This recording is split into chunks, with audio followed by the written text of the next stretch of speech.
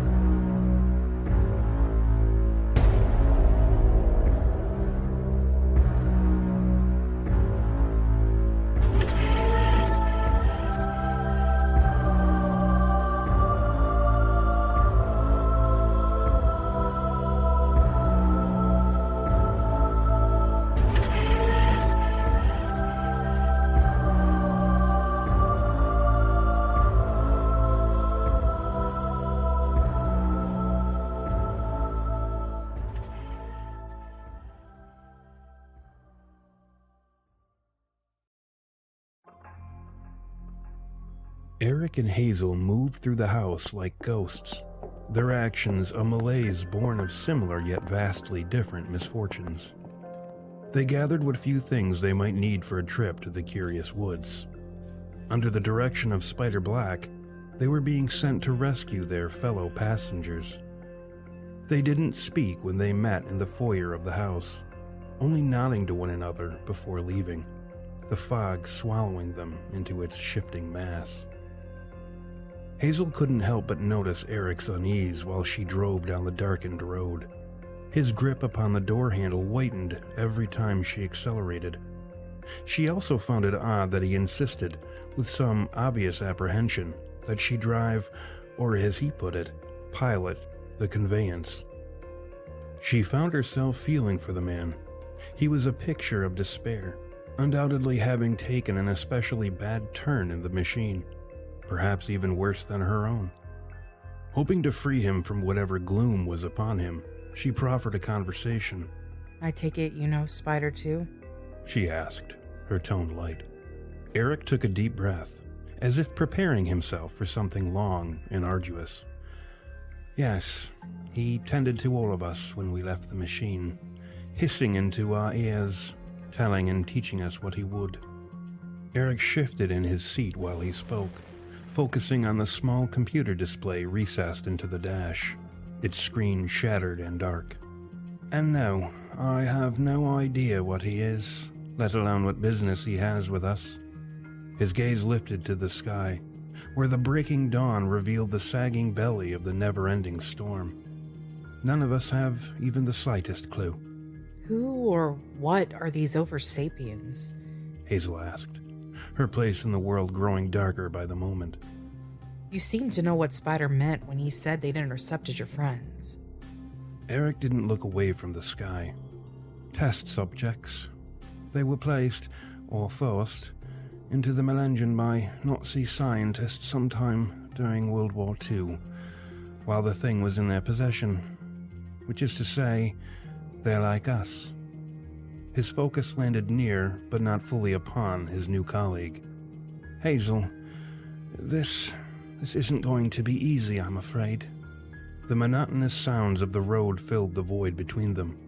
The regressor was at a loss of words or footing, and Eric seemed disinclined to say more than was asked of him.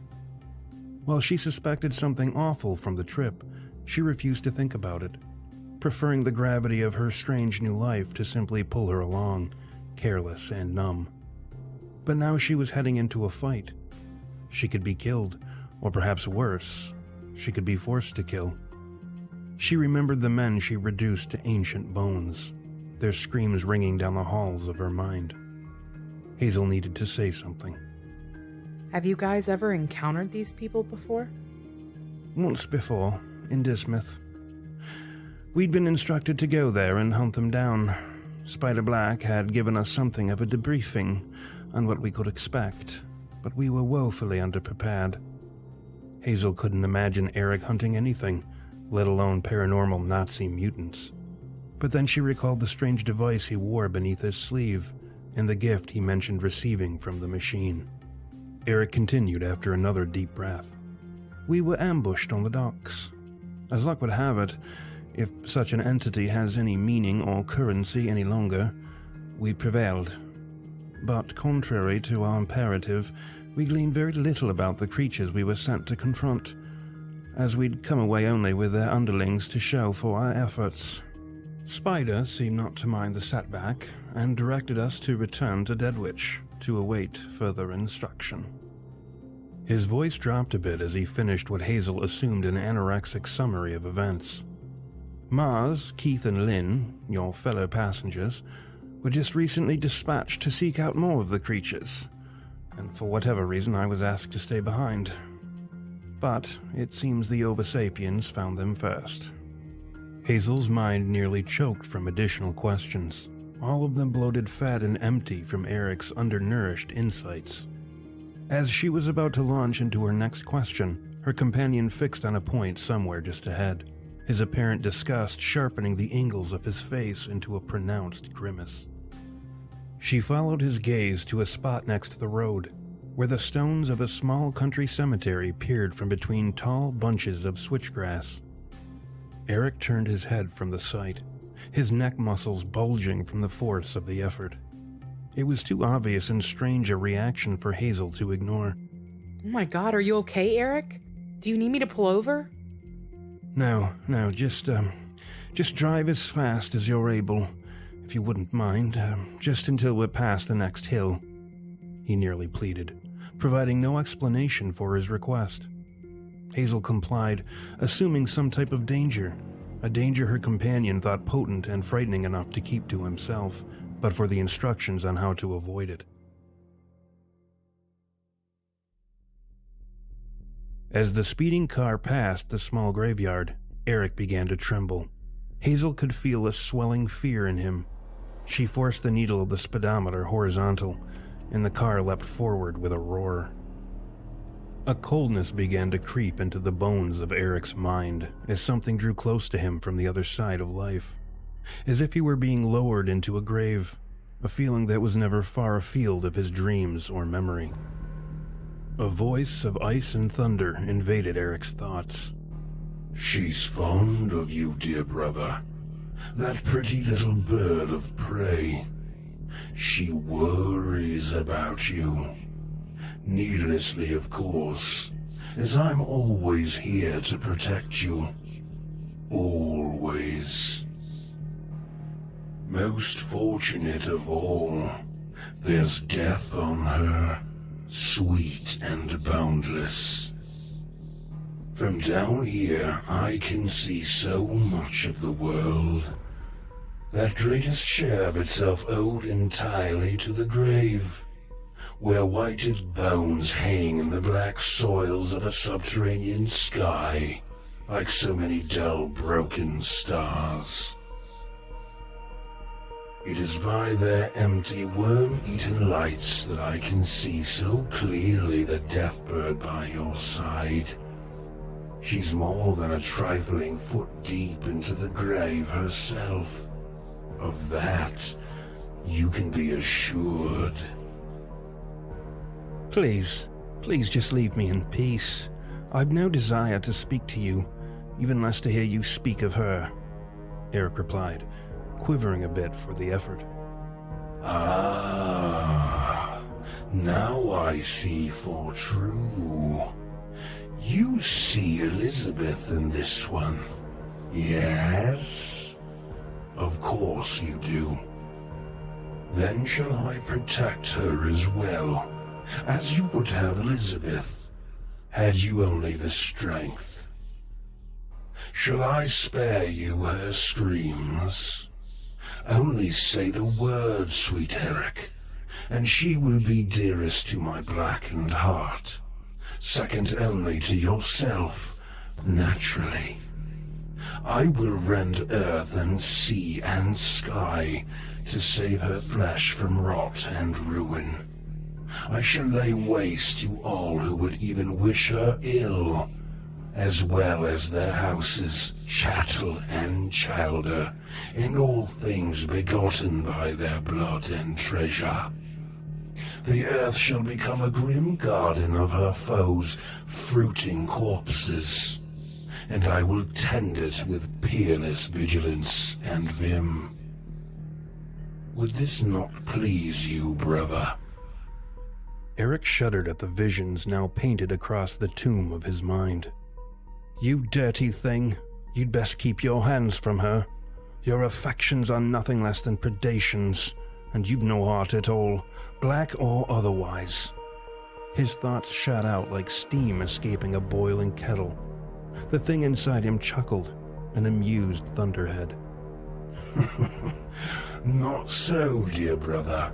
Have I not a heart to kill for you, to crush the life from any who oppose you? Have I not offered you bouquets of reddest brains and blood, carpeted your very path with the steaming skins of your adversaries? Why, I revere you, sweet brother. I conjure death so deftly for no one save you. I simply want to secure the happiness that should have been yours, and Elizabeth's, so long ago, so very long ago. Can you still see her face, Eric? Does it resemble this one's? Have no worries, dear brother, for I shall keep her safe.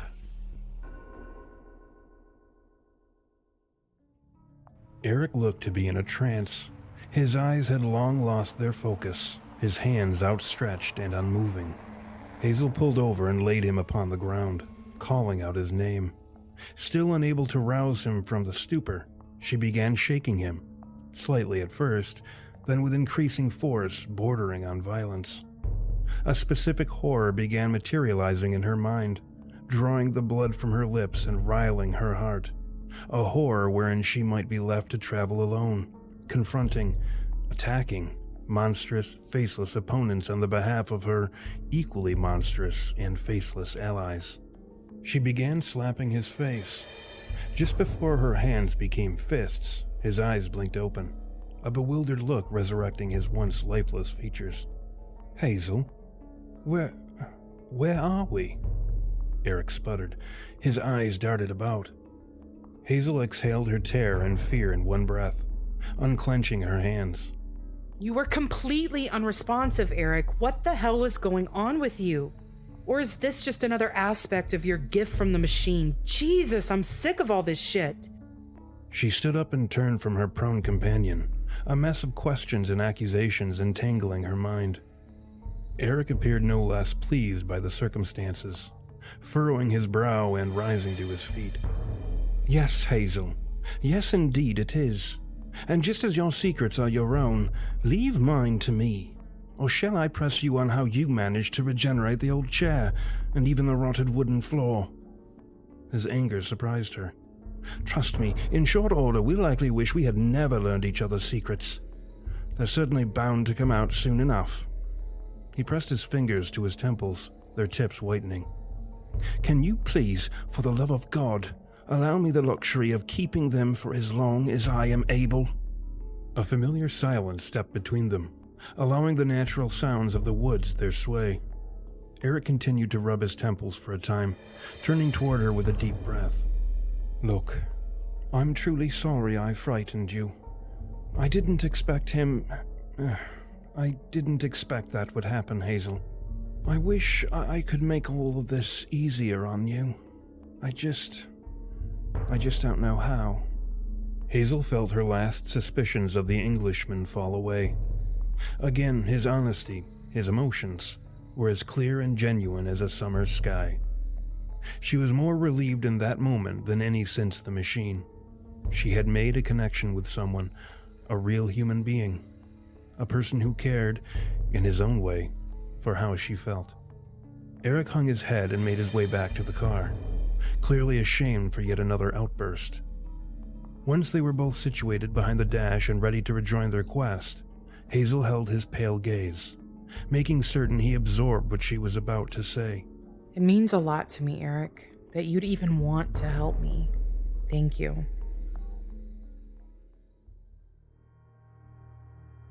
Byron Ditch wasn't startled by the hundreds of townspeople filing into the nearby woods, moving with an effusion of movement and speed, their collective regards sweeping across the tree-lined hill in almost mechanical unison. Although they were lockstep, there was an inherent casualness to them, as if a lone person's characteristic gait had somehow been transposed to the movements of many. Nor was Byron surprised when several of them entered the dining room-turned-war zone of the Last Stag restaurant, pushing aside the overturned tables and chairs as they made their way towards him. One of the curious foresters, a trim blond man, drew up in front of the Werewind, while the others lifted the fallen passengers from the floor and carried them away. "City's secure, Byron," the man said. "Frankly, I'm glad you called. I was looking to stretch my legs, if you'll pardon the expression." The newcomers smirked at the food splattered across the floor. "Pluck them right out of their dinner plates, eh?" Stealth really doesn't occur to you, does it, Henry? Returned the Werewind, rising from his seat. "No, not really. It's not a tool I have very much use for," Henry answered, eyeing the nearly inverted customers lying in red ruin upon the floor. "Honestly, I'd rather like giving myself away, and even then most don't really understand what's happening. Still, it can all get so boring. Fascination perishes with age, I'm afraid." People are at their most vulnerable when they're eating, Henry, Byron instructed. They're focused, too much so. Indulgence is ever the friend of the would-be assassin. Yet, these Malsapiens had some idea I was here. Even the thin air can no longer be trusted to pass unnoticed, it seems.